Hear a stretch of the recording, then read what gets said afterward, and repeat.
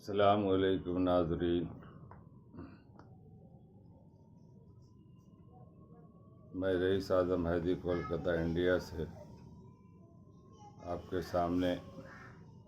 فضائل رمضان پیش کر رہا ہوں۔ ابن عباس رضی اللہ تعالیٰ عنہ کی روایت ہے کہ انہوں نے حضور اکرم صلی اللہ علیہ وسلم کو ارشاد فرماتے ہوئے سنا کہ جنت کو رمضان شریف کے لیے خوشبو کی دھونی دی جاتی ہے اور شروع سال سے آخر سال تک رمضان کی خاطر آراستہ کیا جاتا ہے۔ پس جب رمضان المبارک کی پہلی رات ہوتی ہے تو عرش کے نیچے سے ایک ہوا چلتی ہے جس کا نام مشیرہ، جس کے جھونکوں کی وجہ سے جنت کے درختوں کے پتے اور کواڑوں کے حلقے بجنے لگتے ہیں، جس سے ایسی دل آویز سریلی آواز نکلتی ہے کہ سننے والوں نے اس سے اچھی آواز کبھی نہیں سنی۔ خوشنما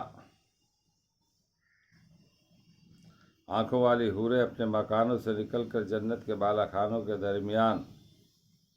کھڑے ہو کر آواز دیتی ہے کہ کوئی ہے اللہ کی بارگاہ میں ہم سے منگنی کرنے والا کہ حق تعالی شان اس کو ہم سے جوڑ دیں۔ پھر وہی حوریں جنت کے داروغہ رضوان سے پوچھتی ہے کہ یہ کیسی رات ہے؟ وہ لبیک کہہ کر جواب دیتے کہ رمضان المبارک کی پہلی رات ہے۔ جنت کے دروازے محمد صلی اللہ علیہ وسلم کی امت کے لیے آج کھول دیے گئے۔ حضور صلی اللہ علیہ وسلم نے فرمایا کہ حق تعالی شان و رضوان سے فرما دیتے کہ جنت کے دروازے کھول دے، اور مالک جہنم کے داروغہ سے فرما دیتے کہ محمد صلی اللہ علیہ وسلم کی امت کے روزہ داروں پر جہنم کے دروازے بند کر دے،